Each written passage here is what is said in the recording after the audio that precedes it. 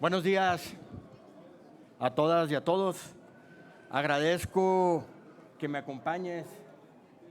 Laura Ballesteros, activista, secretaria nacional de Gestión Social de Movimiento Ciudadano, ex senadora y diputada federal electa, que estoy seguro que con valentía y congruencia seguirás defendiendo a la gente de México y los derechos ambientales del país. Gracias, Laura.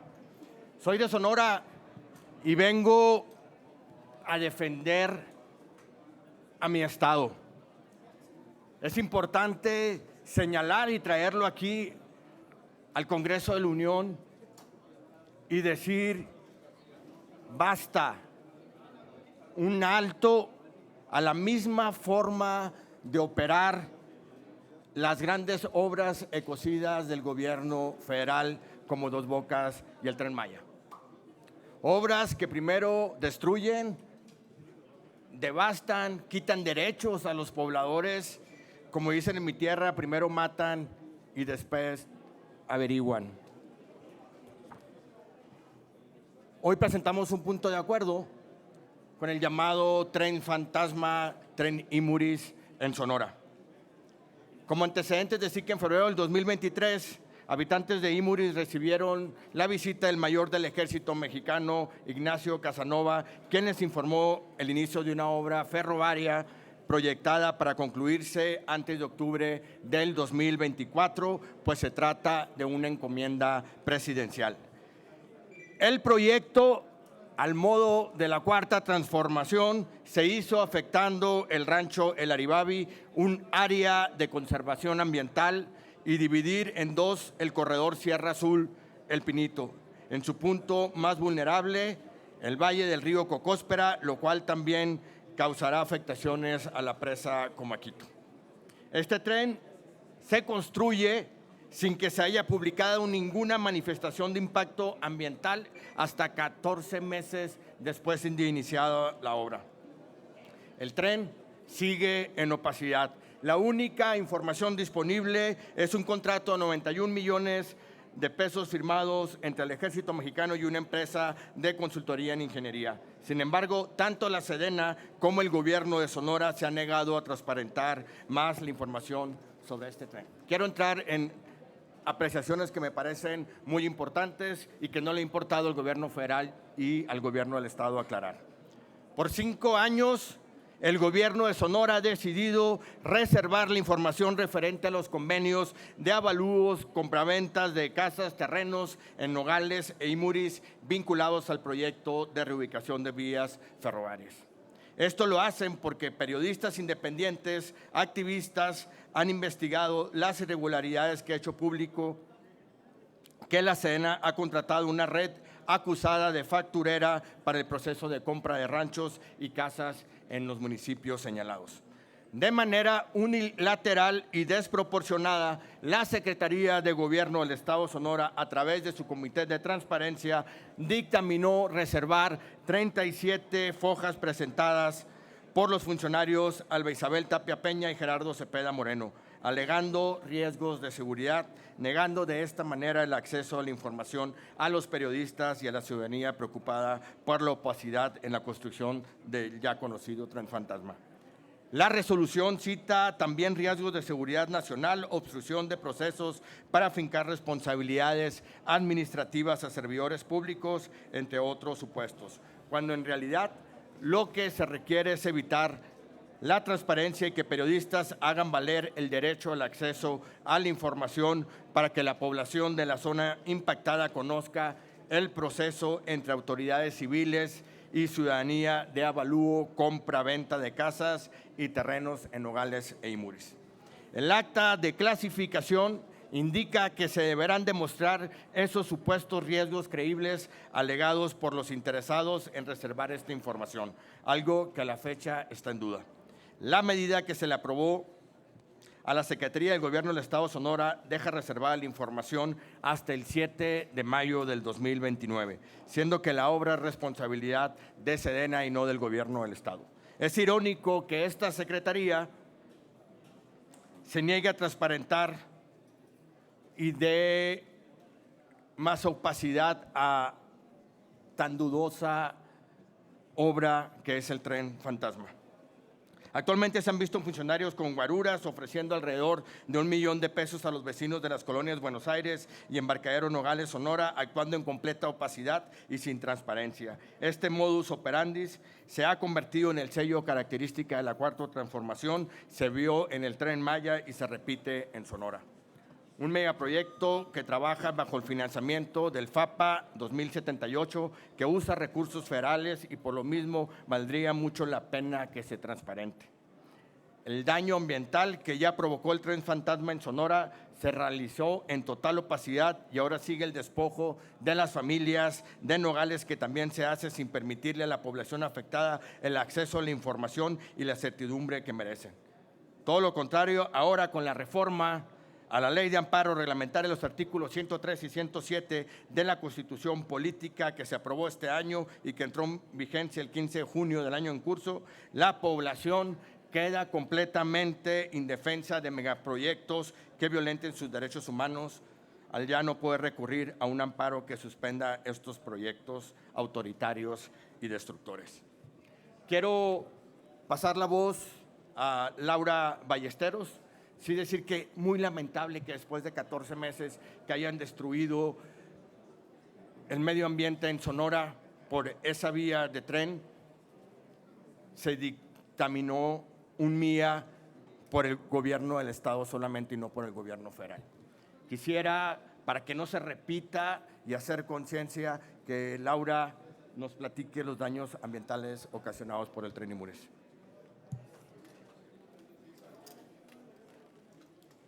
¿Qué tal? ¿Cómo están? Muy buenos días. Me da mucho gusto saludarles. Me da mucho gusto también estar de regreso caminando en el Senado, acompañando a mi querido amigo, el diputado Charlie León, en un tema tan importante con respecto a la defensa del planeta y, por supuesto, también la defensa de nuestro país en cuanto a su medio ambiente, que hemos venido desde Movimiento Ciudadano construyendo desde hace muchos años y que es hoy una de las plataformas de futuro más importantes con las que estaremos trabajando con las niñas, con los niños, con las juventudes, para el país.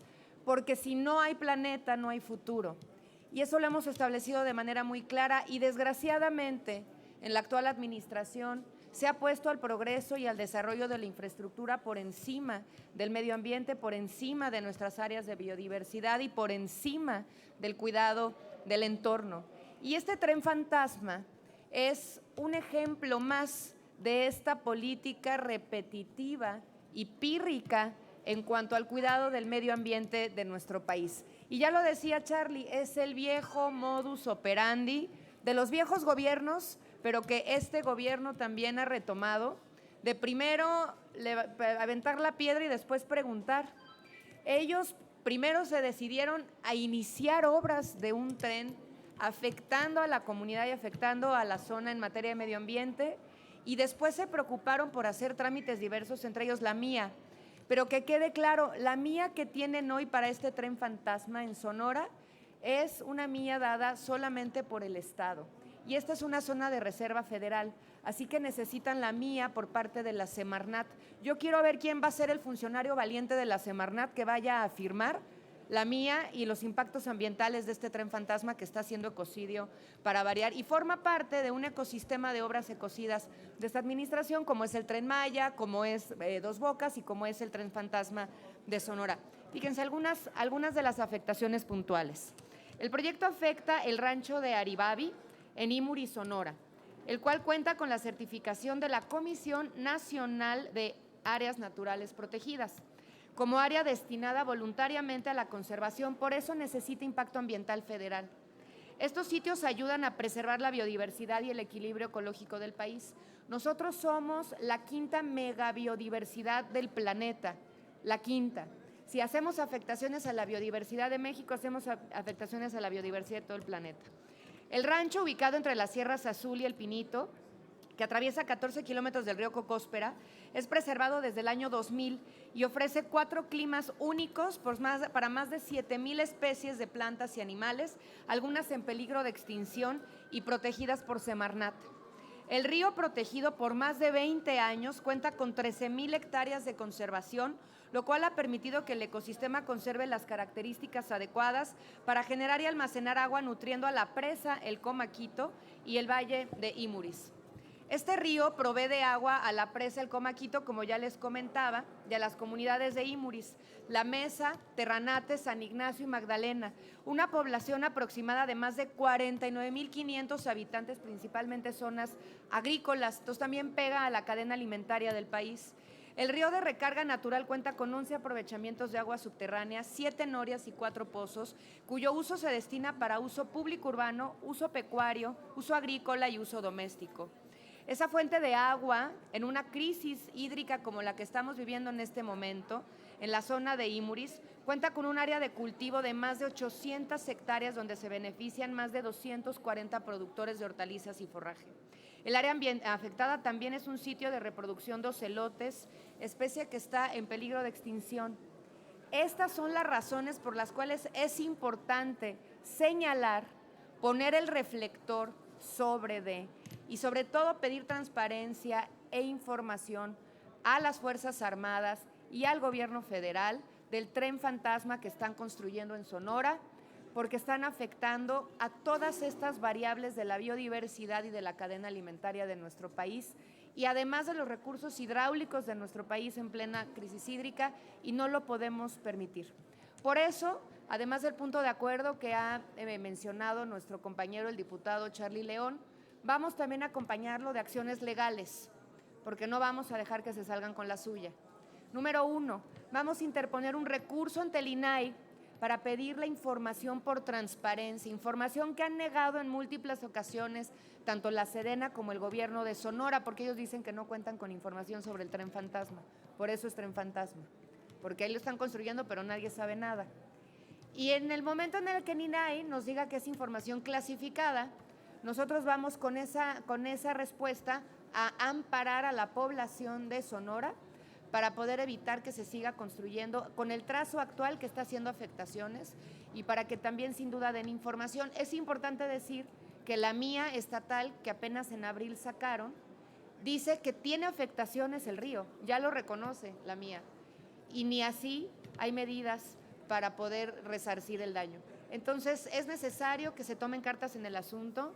No hay planeta B y no podemos nosotros, en un ánimo de justicia intergeneracional, nosotros no podemos comprometer el futuro de las siguientes generaciones tomando decisiones ecocidas y que afectan al ecosistema y al medio ambiente el día de hoy, porque finalmente ellos ya se van a ir hasta del planeta en poco tiempo, y lo que le estamos dejando a nuestros hijos y a los que vienen es verdaderamente un escenario apocalíptico. Muchas gracias.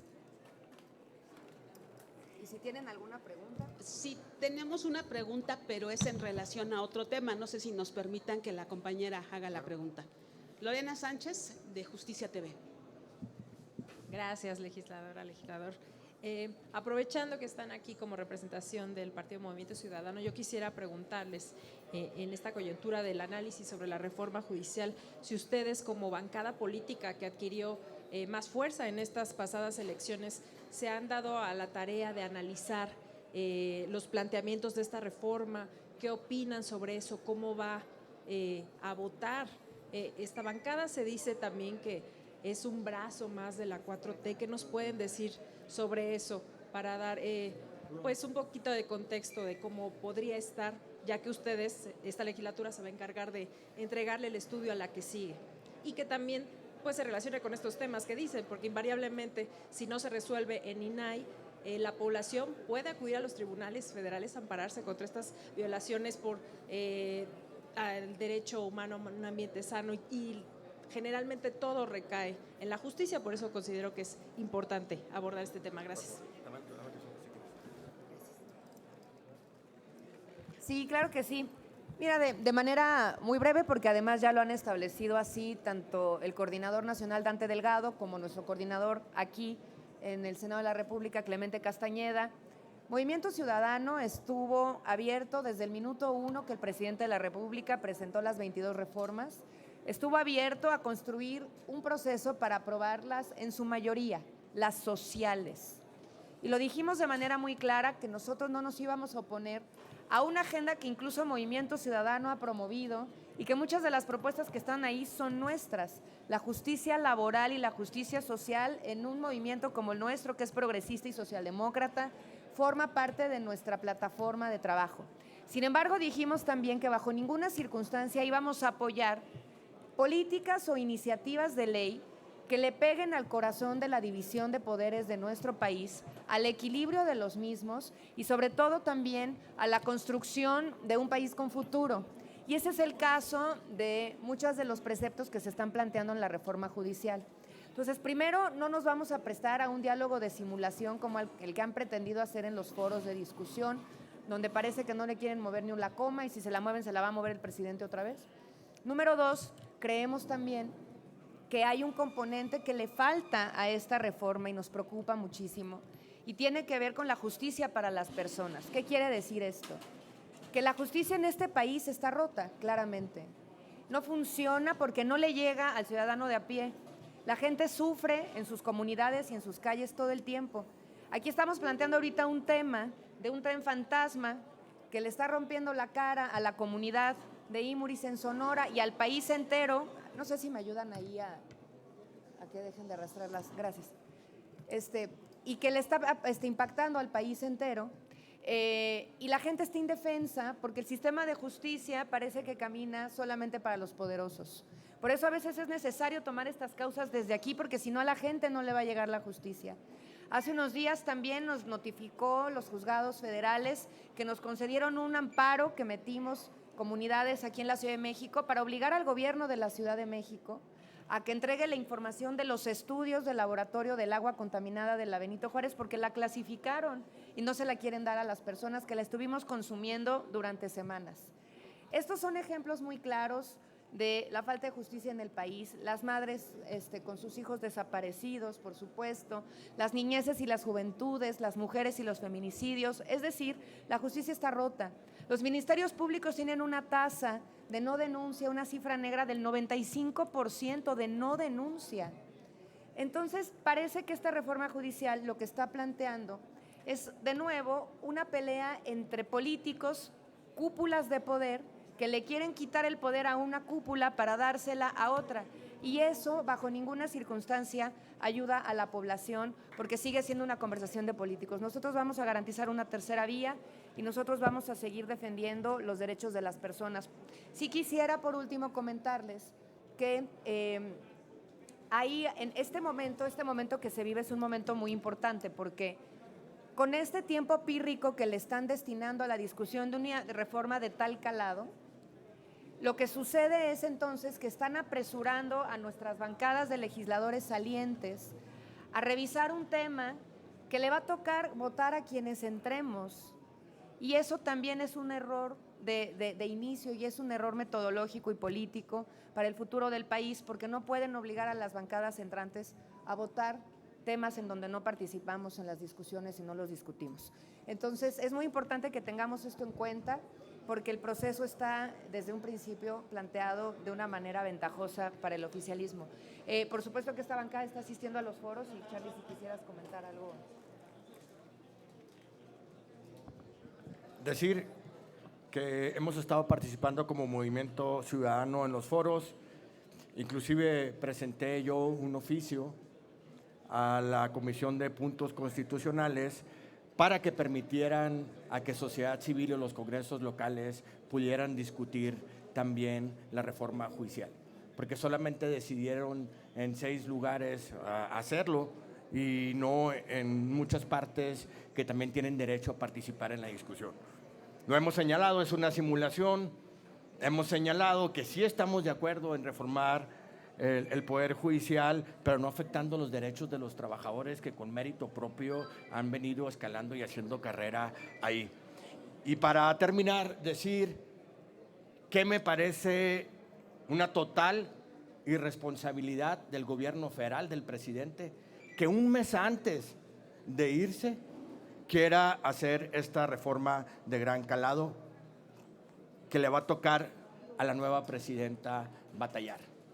Es lógico, es riesgoso, peligroso, costoso que la elección de los juzgadores en este país sea abierta. Históricamente, el gobierno va a meter sus manos, el crimen organizado va a meter sus manos para tener a sus propios jueces. Yo le pido inteligencia, congruencia, responsabilidad a la nueva bancada, a las legisladoras y legisladores, porque estamos hablando no de darle un triunfo a un berrinche y una pugna de quién puede más entre el presidente o el Poder Judicial. En un país democrático debemos de ver porque haya equilibrio de poderes y que tenga este contrapeso el gobierno federal ante su manera, como el Tren Maya, de operar, de despojo, autoritarismo, de secrecía y de no transparentar acuerdos y recursos. El Poder Judicial está para hacer contrapeso a eso y el presidente de la República, y espero que la presidenta no esté de acuerdo, lo que quieren es debilitarlo para que no haya justicia en este país. Gracias. Pues de nuestra parte no tendríamos más preguntas. Les agradecemos mucho tanto al diputado federal Carlos León como a la ex senadora Laura Ballesteros. Muchas gracias y buenas tardes.